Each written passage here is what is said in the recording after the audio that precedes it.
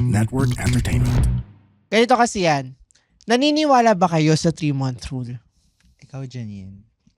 Ako, controversial take. Joke lang. Hindi naman. Parang marami namang hindi siguro nag-agree doon. Kasi, well, I get the thing na you have to heal and you have to process things before you should move on to someone else. Pero, sometimes kasi parang, okay ka na eh. So, hindi naman talaga dapat 3 months. Pero you have to make sure na okay ka na, tapos naka-move on ka na, tapos ready ka na for someone else, hindi mo siya sisirain because of your past stuff. So, ganun. Hindi naman siya controversial. Oh, basta ano lang. Hindi eksaktong 3 months. Yeah, hindi Oo. eksaktong 3 months. Ka ba? I agree. Kasi minsan wala yan sa period eh. Minsan, nag-heal ka na before pa nag-end eh. Yes. Or something like that. Oh, I'm kind of weird. Ano, bakit? Wait, Bakit natin mo? Teka. Wala lang. Na ano lang. Ganon. Parang hindi, may laman yun eh. Yung mukha niya. Kaya mo, magkatingin tayo. May laman yun eh. Hindi kasi sa akin, wag lang masyadong mabilis. Kasi yung mga kilala ko, yung kaka-break lang, hala, may jowa ka na Pero agad. as long as nag-heal ka naman na after, Yeah. like you know you're okay and you're not using the person as rebound. Yes. Ganon. Kaya naman, hello to everyone all over the world. Andito naman tayo sa isang gabing puno ng kwentuhan, tawanan at bardagulan kasama ang leading voices of the Filipino youth. Ito pa rin ang Ganito Kasi Yan. Powered by The Pod Network.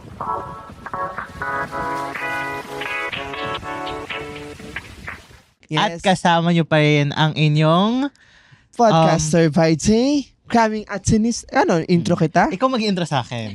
At kasama pa rin natin yung podcaster by Ray, cramming at tenista by night na hindi pala naniniwala sa 3-month rule.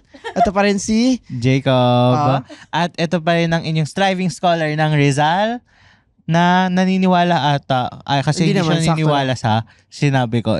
He's Lance. At makakasama natin ang isa sa rising OPM artist, none other than Janine Hindi Berdin. din naniniwala sa 3-month rule. Basta sa right time. Right Right period. time. Ayan, Hello bati ka sa mga podmates natin. Hello po. Good morning, good afternoon, and good evening. Yun.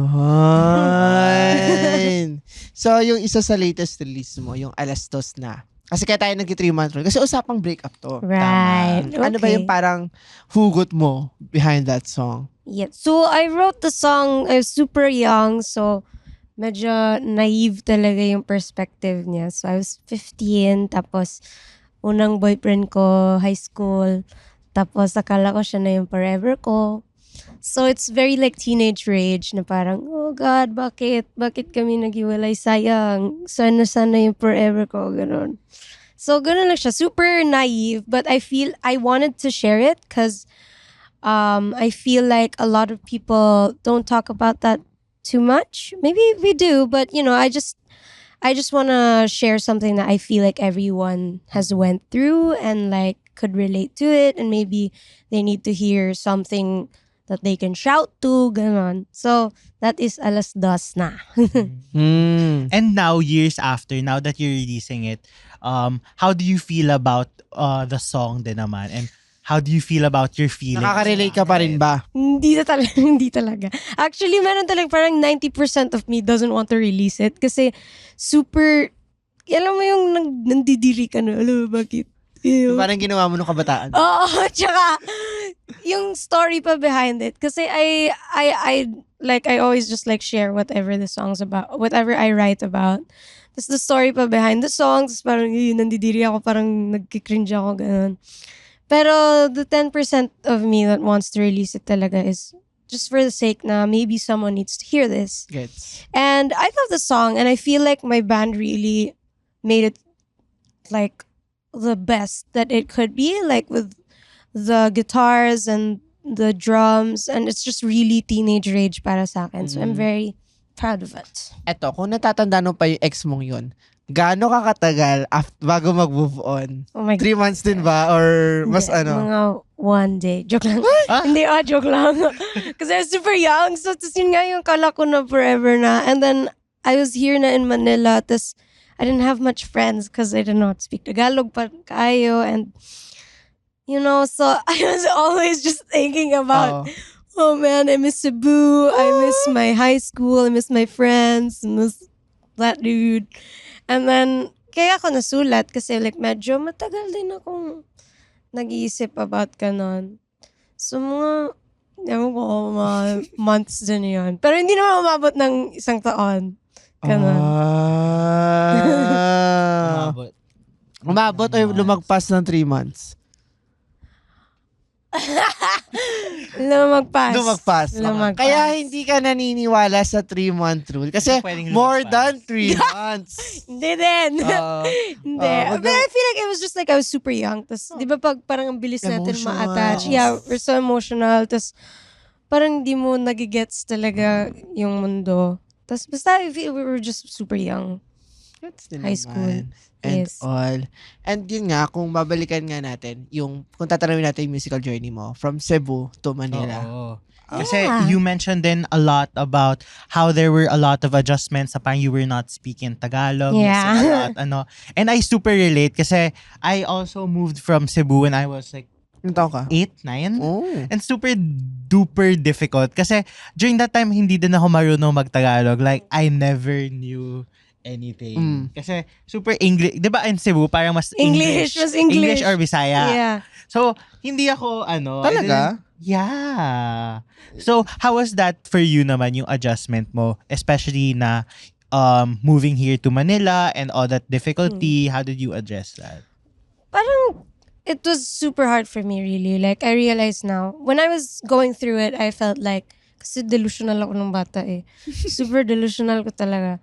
Tapos parang bahala na sila ganun. Pero hindi ko naiintindihan na, hala, bakit ganito sila sa akin? Bakit like whenever I'd speak in English, I'd be like, hala, nanalo lang, nag-English na. Tapos parang di ko naiintindihan, tapos bahala na nga sila. And parang na-force lang din ako talaga na mag-learn ng Tagalog, of course, because this is like my career. And I really was struggling at first, but I felt like I did the best that I could. And I'm really glad na I have friends in the industry and people who accepted me for who I am. So that helped a lot. Kasi feeling ko mahirap pag like you're like 15 and then you're supposed to be at school and you're supposed to be forming yourself. Yung parang kikilanin mo pa yung sarili mo. Tapos you're just put in this place where you're surrounded by adults and like you're in front of TV. So I don't know. It was hard, but I feel like I'm just like really glad that I had my family and my friends kasi they really like guided me. Yeah. And parang curious ako since, yun nga, nasabi nyo sa Bisaya and English yung first language is sa Cebu. But when it comes to songwriting, kasi mostly Tagalog din yung mga kanta, but mas comfortable ka ba kung yung lyrics ng kanta mo, Bisaya? Actually, kung Bisaya, wala pa akong Bisaya na song. Oh. Yeah, wala But pa. pag Hindi ako magsusulat makasulat. ka, I was na parang kunwari, Bisaya muna, tapos saka mo Tagalog. Wala bang ganun Hindi, pa? wala akong ganon. Mas more on English talaga ako nagsusulat. Feeling ko kasi pag Bisaya, hindi ko siya magawang like super beautiful kasi I just use it so normally. And I don't know, I just don't feeling ko ko din like growing up, hindi ako masyadong nag-indulge in like Bisaya art and like the songs or like basta more on English lang kasi ako nung bata. So, feeling ko kaya mas comfortable din ako to create something with English. Tapos, yun, parang, hindi ko din alam eh. Parang, nung nag-start ako magsulat ng Tagalog, parang, yung unang Tagalog ko ata out is yung na ako nagsulat. Is with Adi. Tapos, ang hirap noon kasi when he asked me to hop on the song, like, I'm very familiar with Adi na. Tapos sabi ko, parang sobrang lalim ng Tagalog niya. Tapos parang super poetic. Sabi ko, paano ba ako mag-poetic Tagalog? Parang hindi ako marunong. So literally, my verse was just like, I don't know how to say this. I'm just gonna make a poem. Like literally, like, hindi ko alam how to say this. And I just made a poem. So, I don't know. I'm just really struggling. But I ask help from my friends talaga. Tama ba yung Tagalog ko? Ngayon medyo confident naman na ako. But if given the opportunity, kanta sa Bisaya, would you want to try? Yes, I have like so many drafts, but I just haven't released anything yet. Kasi I'm just not like, oh, I don't kind of feel this because I feel like I don't have it yet sa Bisaya. Maybe someday I can make something I'm proud of and like share it. Yun. And especially na very much emerging din yung mga Bisaya na parang Bisaya Very pop, right? much, Totoo. yes. Mhm. Super emerging na siya ngayon and ang daming lumalabas na mga song. So it will be great then. Yeah. Parang especially with you, parang with someone na nasa mainstream na, introducing a Visayan song, parang ang gandang opportunity rin nun na feeling ko kasi, ewan ko, assuming lang kasi kala mo Bisaya ako, di ba? Yung parang mas ramdam mo pag mas Yeah. natural yung language yung kinakanta Yeah. mo. Actually, there've been a lot naman talaga ng mga, dati pa sila Karencita. So, like, I just feel like with that standard na parang, sobrang idol ko kasi. It's like, galing. Dapat ganyan, yan yung standard ko. Just, I feel like I haven't met that standard yet. I'm trying to, but hopefully soon. Hopefully soon. And additionally to Karencita, yung Hasula. Oh yes, of course. Kurt Vic. Yeah, that's a classic. Classic. We just had like an event with JK and artists from Cebu and my best friend Dom Guyot. We had an all Cebu headliner music fest, which was the first. Galing. Oo, nung July 6. So we're very proud of that kasi I also got to meet like people who I'd listened to dati, like Balay ni Mayang. Are you familiar? Yes, a classic Bisaya song. So everyone like I would listen to, like I met in person. So it's super cool. Very, very cool. And how was it like naman na collaborating with your fellow Visayan artists? Like for example, kay JK nga. Oh, yes. Yeah. Actually JK is like a huge part of it. Like when I started, he just released one, so he just did like so it was like June 2018, then everything I just won and he just released one, and I was like, whoa, this dude's so cool. And then ever since like I looked up to him, and we never really met in person because I was like in ABS lang, but we got to like, I don't know, like he reached out on Instagram, and then I just took the opportunity. I was like, oh my God, I want to be like you. I love you so much. Like, you're so cool. And then he was like, you write no. Like, send me your songs. Because I haven't released anything na ako pa nun. And he was like, yeah, oh my God, how did you know? So I was like, I sent my songs. He was like, meet tayo sa studio. And that's how we became like friends talaga. And he's very, very important to me. Oh my gosh.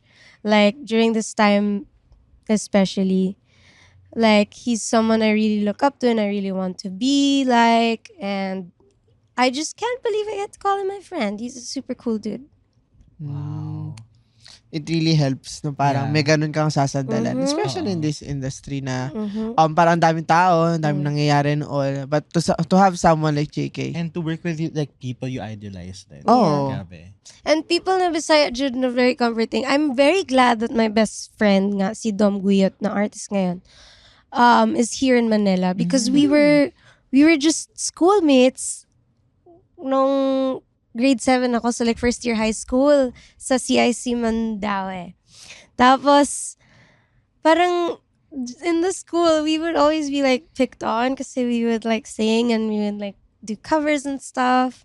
And now we're like in the same industry and we're hanging out always and we're just always there. It's just so cool to have people that remind you of home when you're not really at home. So I'm very, very grateful na andun sila. Nagkaroon na ba kayo ng collab ni Dom? Yes, we have. We have a song. It's called Habang Buhay, Habang Buhay. Yeah. Tungkol saan siya? It's about our love for each other na parang habang buhay, habang buhay. Gets. For the, what do you call it? For the rest of my life and as long as I'm alive. Yan. Galing ha. Yun yung song. Poetic ha. Yung Yeah. magkatagalog ha. We are very proud of that one. Please stream. Please stream. Habang buhay, habang buhay. Yes. Okay, di ba kayo mo lalagets? Oo, nag-gets. Oo. Gets. Yes. But yung starting point mo from Cebu to Manila was yung sa tawag ng tanghalan, tama ba? Yes, tama. But parang before that, nag-audition ka na for For Star SCQ. SCQ? Oh my gosh. I was just remembering Nobody really asked me that. as someone who was able to witness your journey, I remember that was like one of the bits and pieces then of it all. Yeah. kasi when I was young talaga, I was like, I wanted to be like performing or like making stuff or like in the creatives talaga. And I was like super young and I found out that they were like auditioning in Manila and I was begging my parents, like, please bring me to Manila. And I was like, no, you can't do that. And parang sakto na may asikasuhin sila na files sa Manila. So sabi, sige, pwede naman. So my mom lined up with me and we were like 10,000 kids and it was so cool to me. Pero hindi ako nakuha nun eh. Like parang umabot lang ako sa top 120 ata yun. Tapos it was like a final screening before the televised. And parang pinila kami. Tapos sabi, ikaw, naka-shorts, mukhang antok. Kailang sleep ka muna. Ganun. Tapos umuwi na ako. Tapos hindi na ako nakasama. Tapos umiiyak ako nung pumunta ako sa Cebu. Tapos sabi na nanay ko, okay lang yan. Like, it's okay. You're not that pretty kasi but it's like that. And then my mom was like, it's fine, like you're good at singing and they didn't get to hear you sing. And it's like, okay. And then they called us like a week after and they were like, may isang nag-back out and the director really likes your kid. And I was like, oh my God, yeah, please. And I was begging my mom. So my mom was like, don't do it, I don't like it. And then I was begging my mom. Tapos yun, parang pinayagan niya ako. Tapos nag-SQ ako a bit. Umabot naman ng top 4. Wow. Kasama ko sila Kylene Alcantara. Kylene, Clarence Delgado. Cyril was the host. That's how we became friends when we were kids. Cyril and Bugoy were the hosts. Super cool. I don't really get tapos ngayon kayo na yung parang big names na sa industry. Naalala ko pa, kasi I auditioned singing. And then I was supposed to sing, and during my week there was already a singer, and the people were like, "Mommy, she's not really good at singing, but she's good at acting." Because yeah, I was a kid, you know, nung bata tayo, parang ganun ako kumanta. Tapos nakita nila when I sing, I'm like super OA. So like, Mommy, magaling siya umarte pa-actingin mo. Tapos my mom was like, no, we will go home to Cebu. Bye-bye now. And I was like crying. I was like, Ma, please, I want to do this. I can act. And then the condition was I have to speak Tagalog. Pero buti naman parang pinayagan ako ng Bisaya din. So Tagalog-Bisaya ako nun. Tapos my mom, if you would watch it, it's still up there somewhere on the internet. My mom was crying during my performance, not because she was like proud, but she was so frustrated because when we were practicing, I was doing so bad. My Tagalog was so ugly, promise. Like, it was so, like, Bisaya. And then my mom was like crying, like super embarrassed. And then I cried because I thought my mom was angry at me. So, mukhang emotional ako sa performance. So, solid naman. Bakit di mo ko matras? Why won't he just listen? What am I doing wrong? I don't know what to do. Ano ba tayo? Man, relationships these days seem very hard to come by, right? Everyone seems to be dealing with their own ish. They want commitment and yet they push their partner away. They know what they need to feel loved, but they don't want to seem like they're asking for too much. You know, the usual stuff. I know. Relationships are hard, but it doesn't mean they can't get any better. I'm Nikki Porter, your relationship coach and host of Nuggets of Nikki. The path to better fulfilling relationships is tough and uncomfortable, but if it means to have the kind of connection and intimacy that allows you and your partner to thrive, even in the midst of hardship, then isn't that worth the trip? Don't wait until your favorite person becomes a stranger to realize that, yeah, you could have handled that so much better. Catch the episodes of Nuggets of Nikki, a podcast that shares bite-sized insights from relationship coach Nikki Porter. That's me! I love my mom. And I was really grateful that she was there for me. I really understand why she was trying to protect me from everything. Until now, she's very protective. She still wants me to stop and just go home to Cebu. Pero yeah, I'm very glad. Pero kaya mo umacting? Like, nakikita mo ba siya as something that you would want to explore? Kasi bata ka pa lang, nakita ka potential. When I was young, I really wanted to do it. Like, I was like super theater. Like, I did theater for quite a while. And I was like, oh my God, I have to do this. I have to be like an actor, like singing while acting. But more on singing talaga. But honestly, like now, like I just can't like, I don't like my face on in front of a camera too much. I'd love film though. I would wanna be behind the Prod. camera. Prod, directing, writing. If I didn't join TNT, I would have, what do you call this? I would have enrolled in like a film course. And I was about to actually, like when I was with ABS, like I was supposed to go to school for film. Yeah. Pero hindi lang natuloy. But like sa MVs mo, nakikibahagi ka rin sa prod? Yeah, yes. I make like decks and I cast my people. Wow. Yeah, just like please and I'm have like reference stuff. I make like presentations and I'm very keen on it. Like I like to pride myself na not just like sonically pero visual dapat yung experience. And I want to do that. I really like doing it. Parang ang ganda rin nun kasi parang hindi lang yung more on sa vocals mo yung papakinggan but papanoorin din yung music videos mo. Yeah. Artistic direction. Yung artistic direction, not only with your songs, but yung music videos, knowing na you can put great effort on both ends. So I really did like a lot with ABS, but I got to do it too when I was like indie all by myself. So that was super stressful. Like talking to people, tapos finding people to work with, just marketing the song myself and like making a music video, funding everything. Is so stressful, but it's like it proved to me that it's what I really want to do, like just make stuff, like make art. And I don't know. Yes. Pero actually, gusto ko lang din i-share na after like the TNT era, super kita na-discover dun sa situationship. Oh. And yung bagay tayo. Oh my gosh! Yeah. Like, Yeah. that was, I think last year ata yun. Na-mention ko sa'yo na parang super, I really like that song. Talaga. Oh, thank you. And siguro with that, I just wanted to ask, like, given that you did SEQ and such, how were you able to find your sound then? Kasi diba, when you went back to TNT, you were already full rock na talaga, reinventing pop and all that. How did you find yung sound mo as an artist? Right. Well, when I went back home to Cebu, like, my mom was really keen on like, just don't do that. Like, that's not for you. Just be like a doctor, normal stuff. And I would always be like, I can't do this. Like, I didn't know it would be like an actual career singing ba. Like, akala ko like film or what. Gets. Yun, dun ako focus.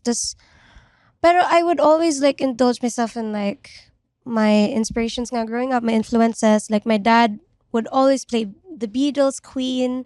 I love Queen. And like yung mga napapanood ko lang din sa internet, yung mga favorite ko na sila Lady Gaga was huge and Demi Lovato, Miley Cyrus. And yun, mga Eraserheads, ganon. Tapos sabi ko, oh God, they're so cool. I want to be cool too, ganon. So when I went to like TNT, when I auditioned, I didn't really mean to audition to like be part of the contest. Like, when I was in Cebu, I really wanted to be in a band nga because of my idols. Tapos I would join all these Facebook groups na Cebu bands and musicians. Tapos nagpo-post ako araw-araw na parang looking for band. Tapos nagpo-post ako ng video. Tapos swerte na ako may isang like. Ganon. Tapos napansin ko may isang post na madaming likes na babae na nag-TNT Daily Contender. So sabi ko, dapat pala meron akong ganyan na sali akong TNT Exposure. Exposure, oo. Tapos sumali ako, tapos I didn't even mean to audition because we were about to go to church and I just have my ukulele with me everywhere. I don't know why. Like, we would go to the malls, very weirdo behavior. Pero we were like, and tapos nakita ko, Mama, may audition, no? Tapos tignan mo, tapos my mom was like, no, you're gonna skip church. I was like, no, please, I will go to church tomorrow. And then she was like, bahala kasi mag-church kami, mag-audition ka dyan. So I was alone in the mall and I was auditioning. And then, ayun, parang nasali ako. Tapos, sabi ko, I'm in my list, I was like, putting 4 of Spades pa as my songs. Tapos napili yung magazine and stuff. So, yun na siguro. Like, I just really sang the songs I loved listening to growing up. Gets. And yung parang with TNT, with your accomplishment there, parang sa akin nun after that, yung naging household name ko, or at least parang pag sinabing Janine Berdin, ang maalala ko yung boss mo, nasa puso. Oh, Like, gosh, as in, yeah. lagi at lagi, So hapon cute. at hapon. Pero there were times na, kami magkaklase noon, 2:00 uwian namin. Yeah. Alis agad kami. Uwi agad kasi may kadena ng ginto. So, maririnig ka. So, parang, doon na like, legit yun. Yan, may isa kong kaibigan, no, talaga nagmamadali siya umuwi. Talaga, kadena ng ginto na. Tapos, nakakantayin namin yun. Like, legit. Yung parang ganun. And now, na parang mas established ka na, and now you're more, in a more independent status na you get to make your own things. Parang ang ganda rin ng close mo na from there, tas ngayon na nagpa-flourish ka, and now yung parang may Thank you. sound ka na. I'm very stressed. You see it in my skin. Pero it's fun. It's fun and I'm grateful. I'm very grateful. But would you see yourself na parang mas magta-thrive ka dito sa gantong setup? Na parang very hawak mo halos lahat. Involved ka. That's hard. That's what I've been thinking about din eh. Kasi dati like, I would have all the time to like daydream and stuff. And like, I wouldn't think about anything else but my plans and my visions and my parang dream ko na ganto-ganto. Ngayon kasi parang sobrang stressed ako na hindi na ako nakakapag-dream. Gets ba? Like Gets. parang ganon. Like, dati kasi I had the luxury to imagine. Ngayon kasi parang, woo, woo, oh my God, so many things on my brain. Ganun lang. Pero hopefully I get to like find my pacing and like take it step by step. I feel like I'm getting to it, pero yan, pag sobrang stressed, wala nang time to be creative, unfortunately. And yeah, Parang yun ba yung realities? Realities Sa lang. ganito. like it's really good to be free and like independent and be like yourself, but it also just doesn't, it's not as easy as you think, and it just takes a toll on you if you handle everything. So it's good that I just signed to a label. I was indie for a time, but I signed na to Island with basta same label kami ni JK, and I'm very glad because I was so stressed, man. I had to talk to people. And I'm so bad at talking to people. Like I have really bad anxiety, and I'm like especially when it comes to business. Like I'm very like, oh gosh, I don't know how to talk to you. But I'm glad that I have a family now that helps me manage my brain. Mm, Pero yun, given that you mentioned like working with JK and all, are there other artists pa na you wish to collaborate with? Oh, that's hard. I don't really. Again, I'm gonna go back to that. Dati I really had like so many dreams. Like, oh, sana I get to work with this. Ngayon parang wala akong masyadong iniisip. More on like, I do want to like collaborate with so many people, like lalo like in the music side na parang creating music. But I feel like I should focus more on like my own stuff. Like, kasi ang dami ko ng collab. But I have been working on with music with collabs with different artists, but I have to like put it on hold muna kasi I have to put up a body of work na ako talaga, Gets. na like sound ko. Ganun. and ano ba yung para nakikita mo yung aasahan naming sound na mula sa mga release mo anytime in the future? I can't like describe it. Like, siguro this project that we're working on is more really like I am having fun and showing different sides of myself. So there's like the super rock stuff, and there's also like yung mga masarap stuff. So I'm very excited because siguro what you can expect is like something na me and like 100% and like na super proud of also quality and so art itself and everything. So I feel like you would love it because I love it. Like I make sure that I love it before I put it out. Ganon. And yan bang inaasahan namin na di mo ma-describe? May music video din ba dyan? Nakasama ka sa production? Yes. Oh. We're very excited. We're very excited. Oh. So, And with that, I just wanted to ask Jen, years from now, given everything that you've already done, how do you want to be remembered then as your sound? How do you want to be remembered yung sound ni Janine Verdin? Oh, that's hard. I feel like kasi like I change every day, and everyone changes like a little bit every day, and everyone changes their mind. First, like they want to be this, and then they want to be that. But like I've been trying kasi to be like, oh, I have to be rock, because I've been so used to being the rocker girl because I was 15 and I did rock stuff. And I kind of want to let go of that, na like I have to be this in the next few years. Like I'm just accepting that I can be so many different things, and I can be like a collage of my favorite things and my favorite people.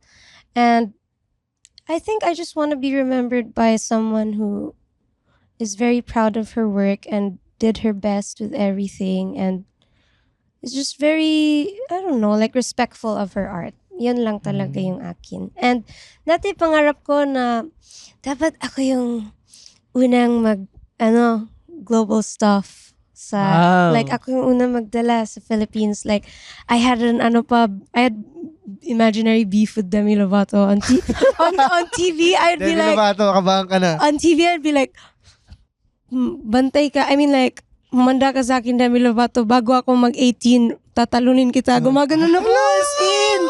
Like I was so delusional. But I had like such big dreams. I was like, I'm going to make it out there, and I'm going to be the best. But now like I just realized na like, it doesn't matter if I'm the best. I'm just really like, I just want to put out stuff na I'm gonna cry.